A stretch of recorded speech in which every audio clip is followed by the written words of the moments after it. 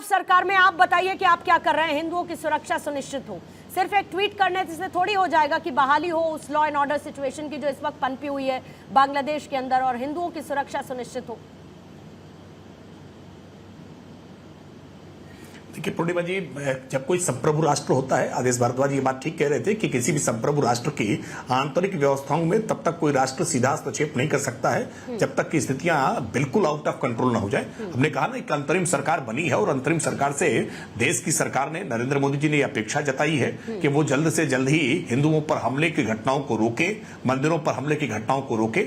और इसके लिए जो कूटनीतिक चैनल है, उच्चायोग है, भारतीय आयोग, उच्चायोग वहां लगातार, एम्बेसी लगातार संपर्क में है। हमारे लिए प्राथमिकता है कि भारत के जो नागरिक इस समय बांग्लादेश में हैं, उनको हम जल्द से जल्द सुरक्षित वापस पहले भारत लेकर के आए, और जो बांग्लादेश के भीतर रह रहे हिंदू हैं, अन्य माइनॉरिटीज के लोग हैं, उनके ऊपर हो रहे अत्याचार की घटनाओं को अविलंब रोका जाए। और इस मंशा को, इस बात को अंतरिम सरकार के जो प्रमुख हैं उन्होंने भी स्वीकार किया है, उन्होंने भी इस बात की अपील की है कि इस हिंसा की घटनाओं को रोका जाए। और हम सकारात्मक उम्मीद रखते हैं, हम उम्मीद करते हैं कि बहुत जल्द ही इस तरह की घटनाएं रुकें। महत्वपूर्ण सवाल दूसरा था कि आज भारत के भीतर आज जो राजनीतिक दलों का दोहरा रवैया दिखाई पड़ा है, सलमान खुर्शीद का बयान हो या कांग्रेस के तमाम छुटभइये नेता और इनके तमाम सिंपैथाइजर, इनके समर्थक जिस तरह से सोशल मीडिया पर भारत के संदर्भ में भी इस प्रकार की कामना कर रहे हैं, मैं मानता हूं कि ये एक बहुत दुर्भाग्यपूर्ण है और कांग्रेस पार्टी के नेताओं को आगे बढ़कर के अपना स्टैंड रखना चाहिए था।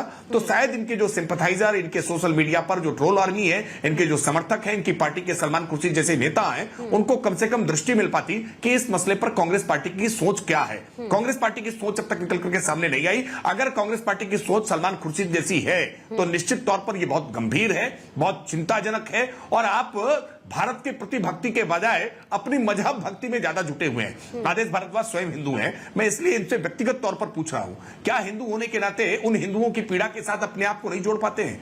यह दुर्भाग्यपूर्ण है। वो कोई भारत भाजपा के वोट बैंक नहीं है।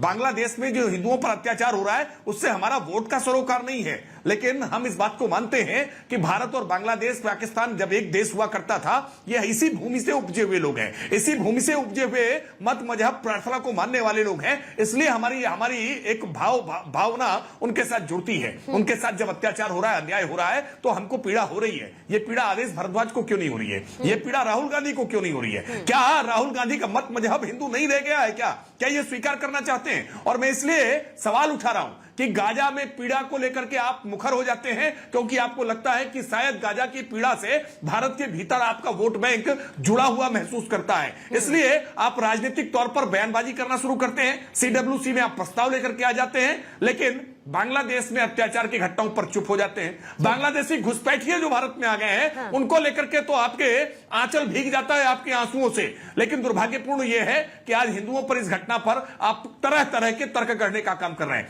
भारत सरकार से जो अपेक्षा है, निश्चित तौर पर भारत सरकार अपने दायित्व का निर्वहन करेगी। अंतर्राष्ट्रीय स्तर पर जो कूटनीतिक के माध्यम से एक दबाव बांग्लादेश की नई सरकार पर, जो नई अंतरिम सरकार बनी है, उस पर जो दबाव बनाना चाहिए, वो सारा दबाव प्रधानमंत्री नरेंद्र मोदी के नेतृत्व में बनाया जा रहा है। क्षितिज जी, आपके साथ शुरू करती हूं। देखिए पूर्णिमा जी, सबसे पहली चीज तो हम ये कहेंगे कि prevention is better than cure.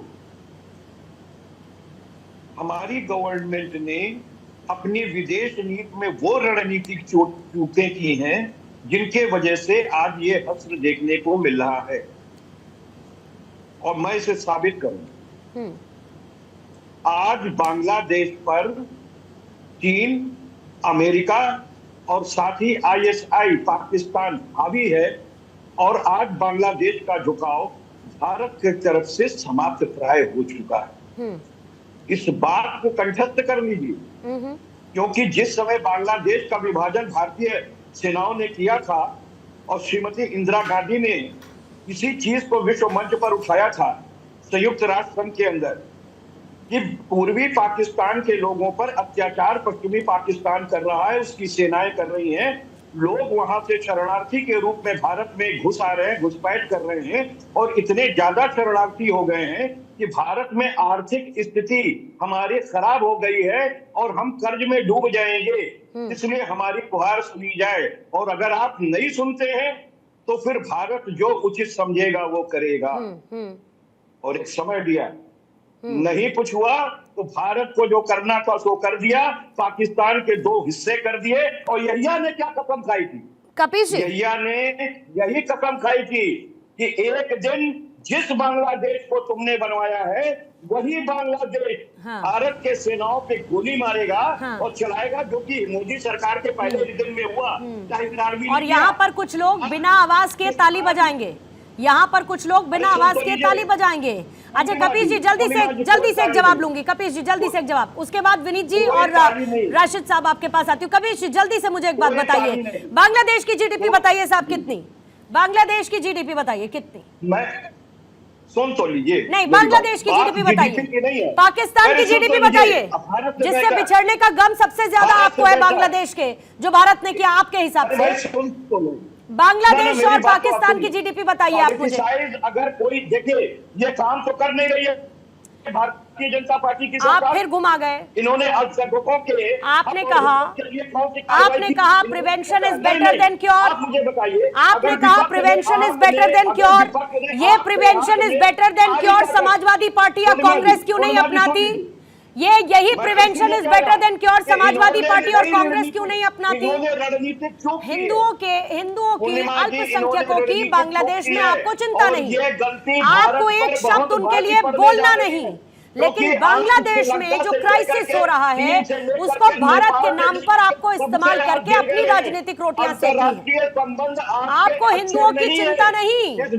सीधी सी बात यह है कपिश साहब, आपको उन अल्पसंख्यकों की चिंता नहीं जिनके साथ दुर्व्यवहार हो रहा है बांग्लादेश में, और आप उनके लिए कुछ नहीं बोलेंगे। हम दिनों दिन ये बहस करते जाएं फिर भी आप नहीं बोलेंगे, क्योंकि prevention is better than cure आप लोगों को समझ में नहीं आती, क्योंकि आपका हिंदुत्व चुनावी है, आपका हिंदुत्व चुनावी है, इसीलिए आप नहीं बोलेंगे इस पर। विनीत साहब, हिंदुत्व दिखावा है नहीं, किसका दिखावा दिख रहा है ना सर, समय समय पर दिखता है कि किसका दिखावा है और किसका असली है। राम मंदिर पर भी दिखा, राम मंदिर पर भी दिखा, कई मौकों पर दिखा कि किसका हिंदुत्व चुनावी है और किसका नहीं है। अरे पूर्णिमा जी ने मेरा समय दिया है, थोड़ा शांत होइए। कपिश जी बोलिए। पूर्णिमा जी, इनसे कोई अपेक्षा नहीं है, न राहुल गांधी से न अखिलेश यादव से। राहुल गांधी ने ट्वीट नहीं किया तो अखिलेश सुन तो लो यार। नेपाल और पूर्णिमा जी ऐसे कैसे बोलेंगे? अब कर चुके हैं इस बार की हकीकत को स्वीकार कीजिए। मैं इसीलिए आगे विनीत जी इनके वोट बैंक का जिक्र नहीं कर रही हूँ, क्योंकि फिर उसके बाद ये बिल्कुल भी नहीं रुकेंगे। कह दीजिए कि गलत है, फिर उसके बाद ये बिल्कुल भी नहीं रुकेंगे अगर मैंने इनके वोट बैंक का जिक्र कर दिया। नेपाल आपको आज नहीं दिखा रहा है। मुझे कपिश जी जवाब ले लीजिए। विनीत जी बोलिए। विनीत जी जल्दी से, विनीत जी जल्दी से। 10 सेकंड। हाँ बोलिए। अरे चुप तो हो जाइए यार, हमें आपसे आशा नहीं है, न राहुल गांधी से आशा है, न अखिलेश यादव से आशा है, ठीक है ना। तुष्टीकरण पूर्णिमा जी पूरे शबाब पे है। अरे चुप रहिए ना, ये एक्सटर्नल अफेयर। कपिश जी सुन लीजिए। मौसम वैज्ञानिक नहीं हुआ करते। कपिश जी, हाँ हमको मालूम है, खनन माफिया के साथ मिलकर मलाई खा रहे थे, हमको मालूम है। अरे वो मौसम वैज्ञानिक नहीं बन सकते, राहुल गांधी एक्सीडेंटल हिंदू बन सकते हैं ना। राहुल गांधी एक्सीडेंटल हिंदू बन सकते हैं ना, वो मौसम वैज्ञानिक नहीं बन सकते तो इधर उधर नहीं जाते ना। कपिश जी बेवजह इस पर फिर स्ट्रेच होता है, कोई मतलब नहीं है इसका। विनीत जी की बात सुनिए प्लीज। विनीत जी, परिराष्ट्र की नीतियां क्यों बदल गई? अरे यार इन लोग को वर्बल डायरिया हो जाता है। बोलिए विनीत जी। हमने कहा पूर्णिमा जी कि तुष्टीकरण पूरे शबाब पे है। गंगा जमनी तहजीब की तब बात करेंगे जब हिंदू नतमस्तक हो जाएगा, जब सनातन ही परेशान है वहां पे और वोट बैंक बिल्कुल रिलेटेड है। अगर वहां कुछ बोल देंगे तो यहाँ पे इनका वोट बैंक गड़बड़ा जाएगा, इसलिए कुछ नहीं बोलेंगे, हम निपटेंगे इनसे। हमारा इंडिया सरकार सक्षम है, मिनिस्ट्री ऑफ एक्सटर्नल अफेयर्स सक्षम है, रॉ सक्षम है, आपको चिंता करने की जरूरत नहीं है। कपिश साहब आप जाइए वहां पे। ठीक है कपिश जी एक सेकंड। कपिश जी आपने जो बोला काउंटर ले लीजिए ना। विनीत जी ने रख दिया ना, विनीत जी ने कहा कि हमें आपसे कोई उम्मीद ही नहीं है, आप छोड़ दीजिए, हमें आपसे कोई उम्मीद नहीं है, वो ये कह रहे हैं, हम देख लेंगे, आप छोड़ दीजिए। वो उम्मीद इनसे क्या करेगा कोई? नहीं, आपसे भी तो जो उम्मीद थी आपने किया क्या? लेकिन हाँ, आपकी उम्मीदें जो हैं वो गाजा वालों की और इनकी फिलिस्तीनियों की पूरी हो रही है।